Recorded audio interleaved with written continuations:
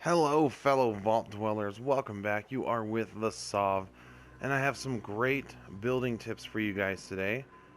Sorry I have not been uploading as frequently as I normally do. I had classes today. I do go to college, but I'm trying to get done what I can. I've been getting requests, so rest assured, you guys, I am working on them. But today I've got something that I've been getting requests for. Not only have I been getting requests to show you guys how to use electricity in your base for lighting and stuff like that, but I have been running around all day like a madman trying to get all the stuff together that I need to do what I'm going to show you. So, allow me to take this moment to welcome all of you to Sov's base. And I will show you guys, if you have not already figured out how to do that, I will show you guys how to do that. I've also got a few other things set up here that I'm going to show you, as well as I have learned how to use light switches.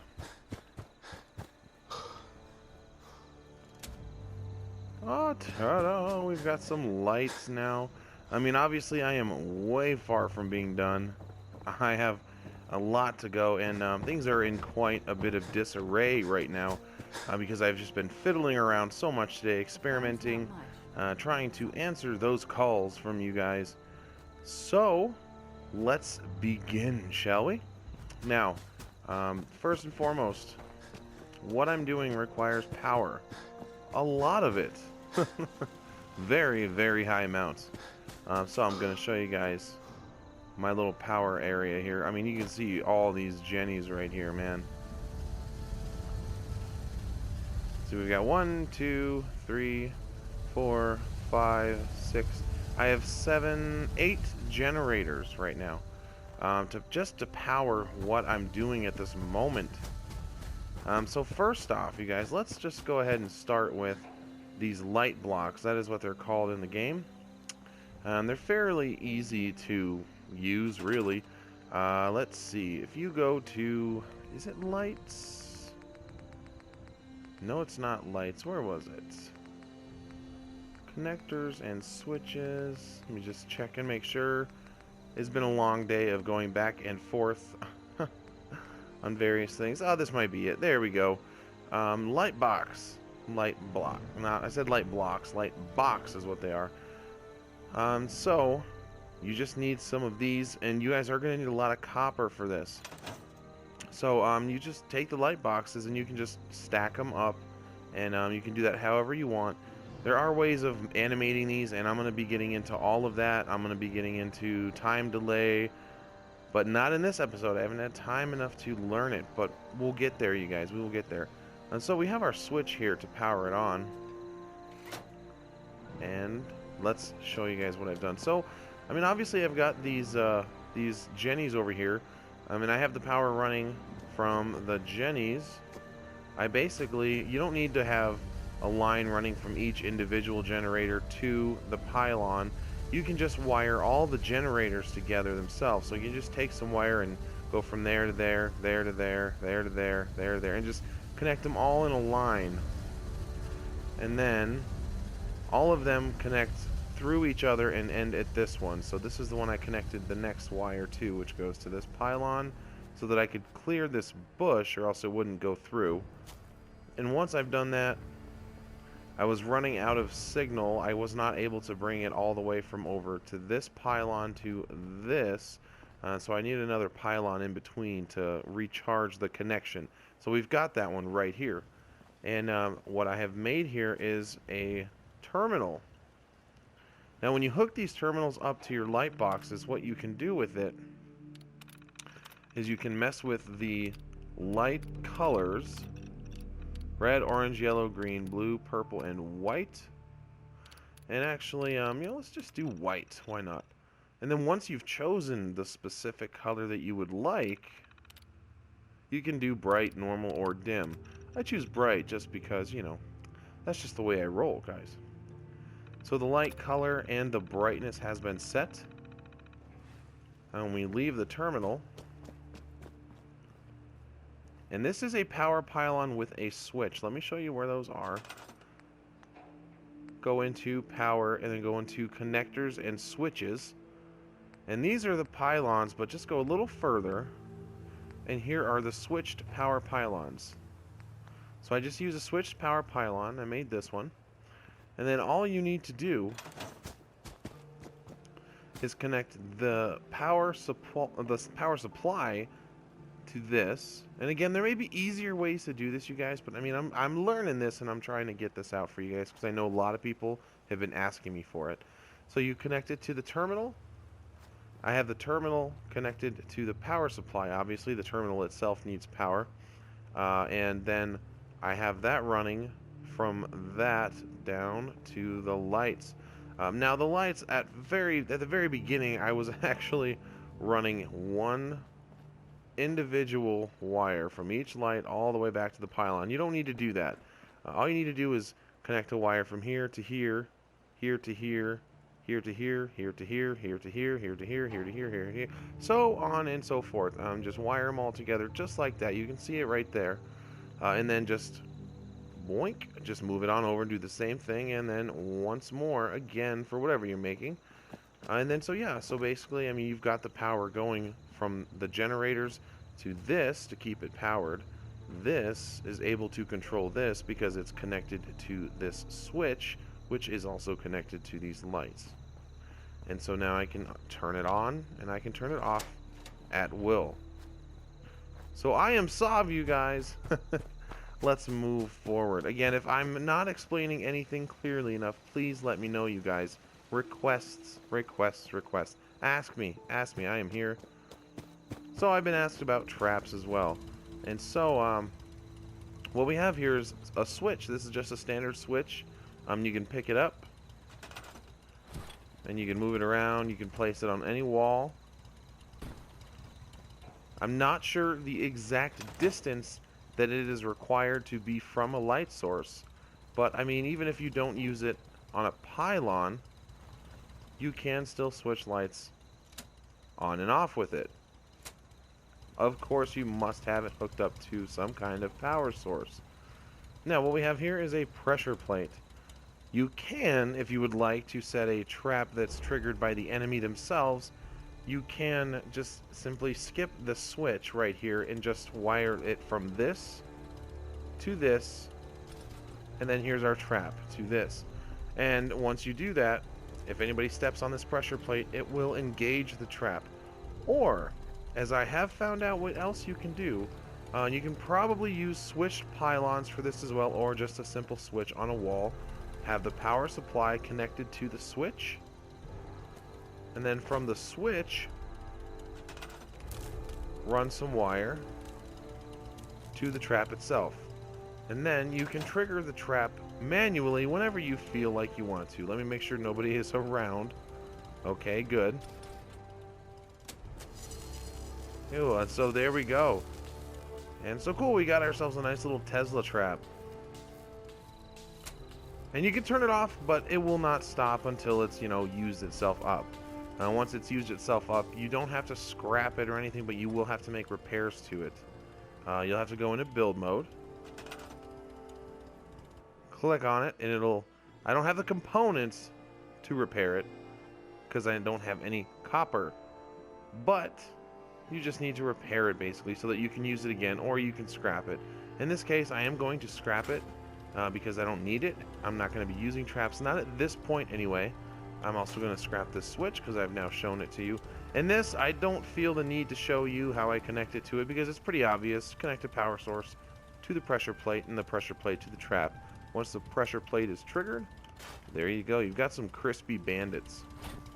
Or super mutants, or whoever else wants to come and fuck with me. And so I don't need this either or that. That was just for illustrative purposes. Something else I discovered, and it looks much better. At first I had power pylons lining the roof, and so that way, you know, I made sure that it was close enough to these lights that it would power the lights.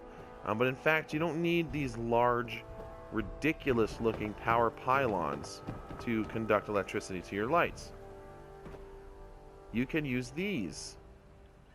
And those are also in power, connectors and switches. And then right there, power conduit. And you can just lay those on the ground, or you can use this one, which will go sideways. I don't have all the stuff I need to make it, or else I would show you. And then this one would allow you to put it on a roof. So there's easier ways to string wires in and out of and around buildings without having large pylons all over the place and making things look stupid. So you'll see now I've got these little power, what is it? What? I've got the conduits. That's it. Power conduits. I've got these power conduits lined up along the roof here, and they actually have a reasonable range that they'll affect the lights on. So, and then I've got more here, and they're all wired together, and so that looks much better. It's not, you know, huge power pylons sticking way up out of the roof into the air, and it looks much better.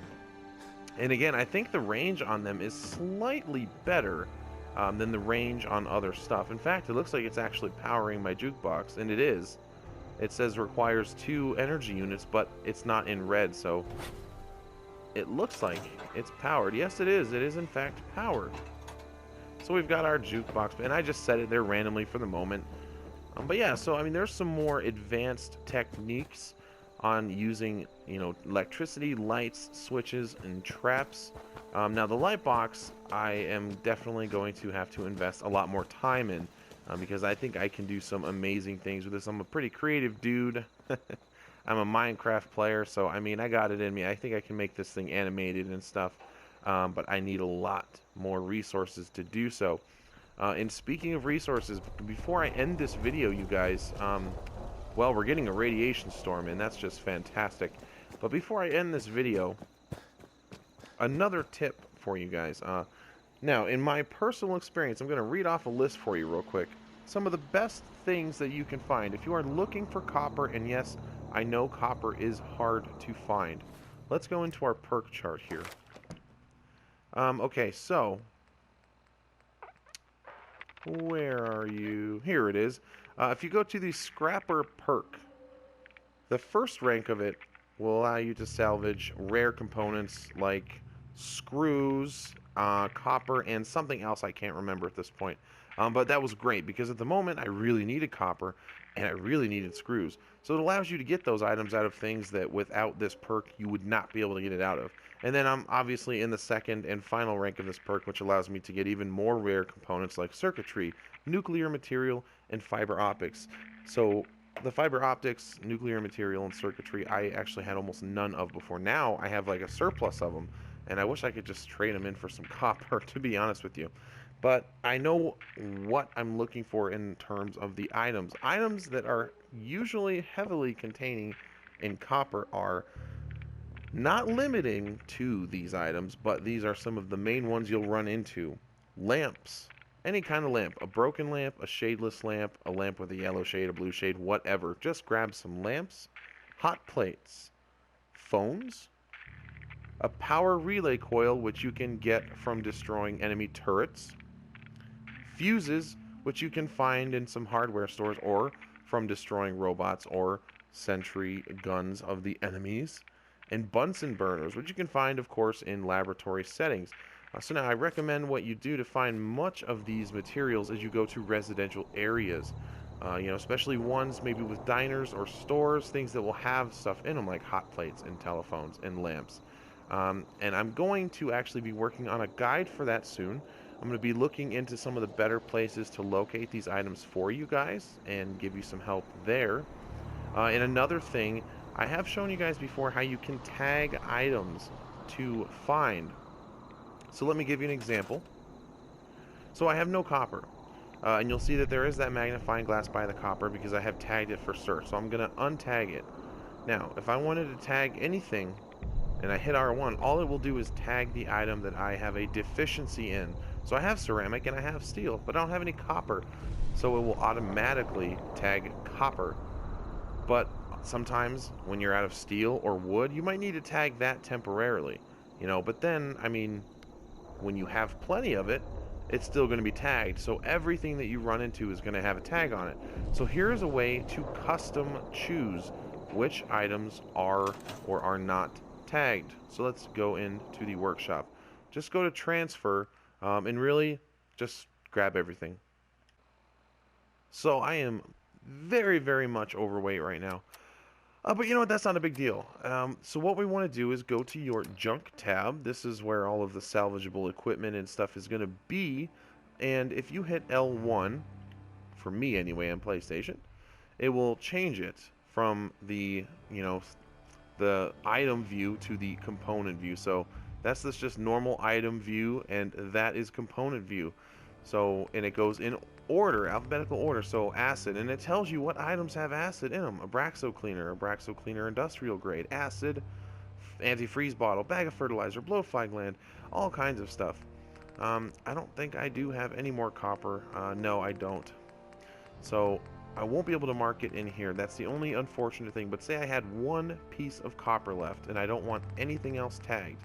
All I would need to do is come in here and untag anything I don't want tagged, and then just manually tag what I wanted. So I can tag gear if I want, or fiberglass, or fiber optics, and then I can untag them at will. So since I do want copper to be tagged, and I don't have any of it in my inventory, I do need to tag it from here.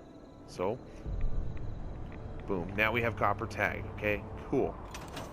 And we don't need anything else tagged because I have plenty of everything else that I need. So, let's get all of our junk back in there.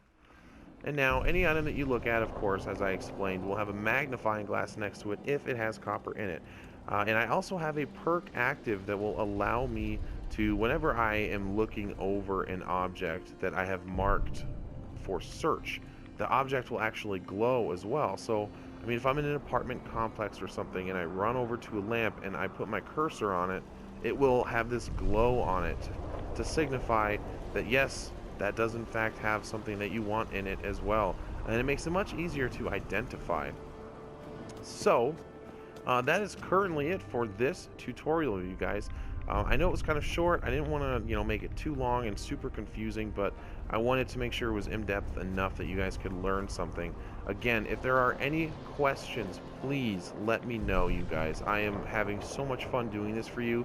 The requests are amazing. The fact that you guys even give a crap at all about this stupid little channel that I own is amazing. So thank you guys so much. This is going to be it for me for today. And I will see you guys very, very, very soon. Do not forget to like if it helped and subscribe while you're here. Thanks so much, guys. See you soon.